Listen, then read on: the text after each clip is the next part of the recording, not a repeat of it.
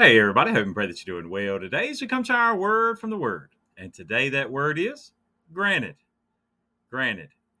Now, today, as we continue on in Revelation, today in Revelation chapter 13, and we're still kind of in that extra explanation and more details that we get from the pouring out of the seventh trumpet, and as what is opening up the welcoming in, I guess I should say, the bowl judgments that will come.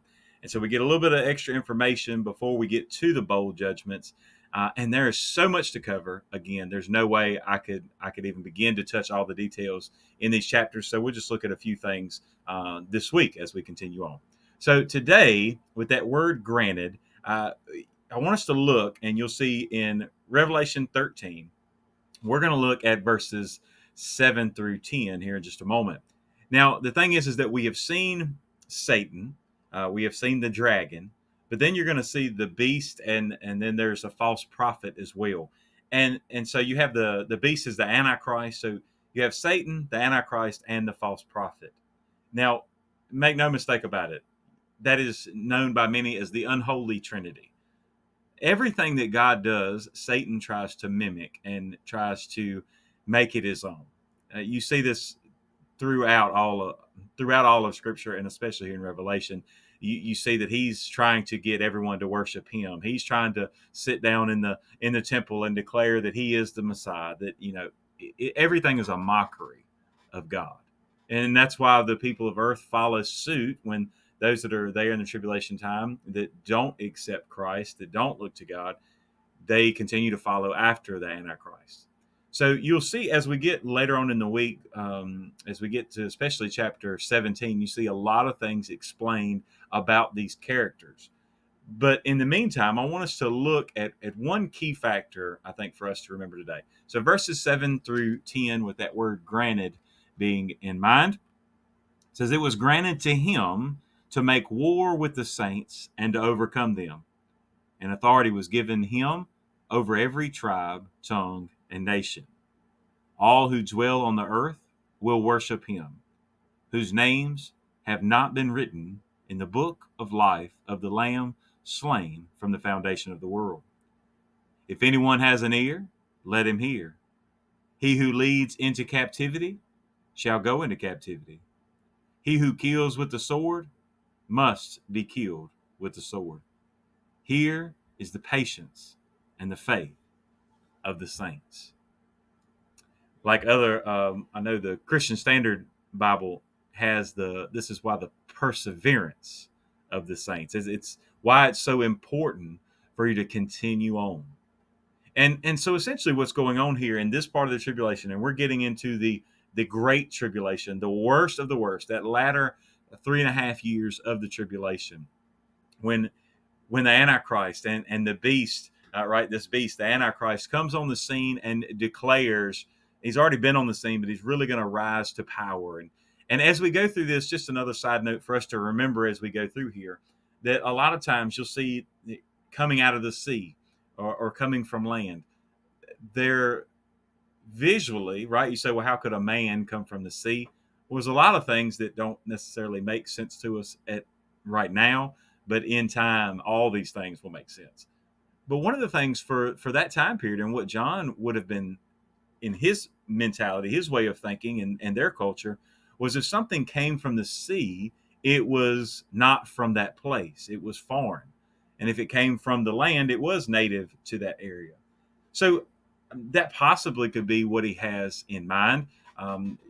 Some commentators have pointed out, the fact that like Roman ships, and when they came in to occupy areas, right, and that it would seem like those ships came up out of the water as they came across the horizon. It would kind of have that appearance as something coming up out of the water.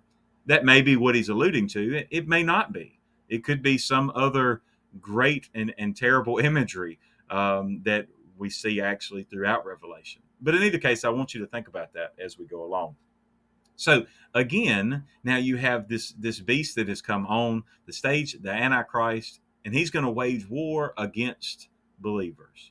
So those believers who have persevered already, those who have become saved in the tribulation time, Remember, and even as you go through here, it's no reference to the church. Opportunities where John typically would have said something about the church, he doesn't say. So just that much more proof that the church has already been raptured out.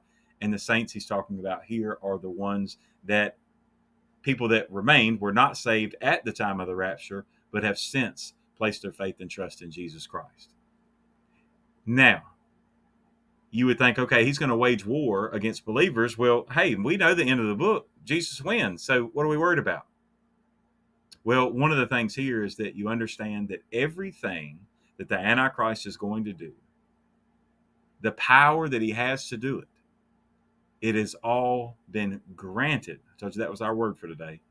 It has all been granted to him by God. Now, sometimes that's hard for us to imagine that why would God allow them to have this power? But we understand that everything, even the power that Satan has today, has been granted to him by God.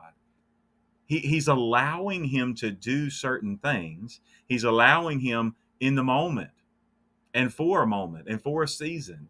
But there's coming a time when we see in Revelation, it's all coming to a head, right? It's all going to come to that battle of Armageddon, and that's going to open up the truth. It's really going to let us see what the dragon and the beast and the false prophet are made out of, and all those who remain on the earth. But in the meantime, God will allow those saints to be killed. That's kind of what he says. Look, if you're destined to die by the sword, you're going to die by the sword. If you're destined to be in captivity, you're going to be in captivity. It's not one of those where you just kind of throw your hands up and give up. But what John is telling, and what God is telling him to tell those that would be there, is this is why you must persevere in the faith. Don't think that because you're facing death, that means that you're out of the will of God. And it's a reminder for those that would be there at that time to keep persevering, why perseverance is so important. And I think if you look in the context of everything else, these are already eternally secure, and so they needed to know that they were secure. And so just as the church today, we need to realize and take ourselves outside of that tribulation. No matter what comes, we need to also recognize the sovereignty of God. That when trials and trouble and tribulations come our way, it doesn't necessarily mean that we're in the wrong. Sometimes it does. Sometimes God uses those to get us back on the right path. But there are other times where God has granted those things to happen. He has allowed Satan to attack.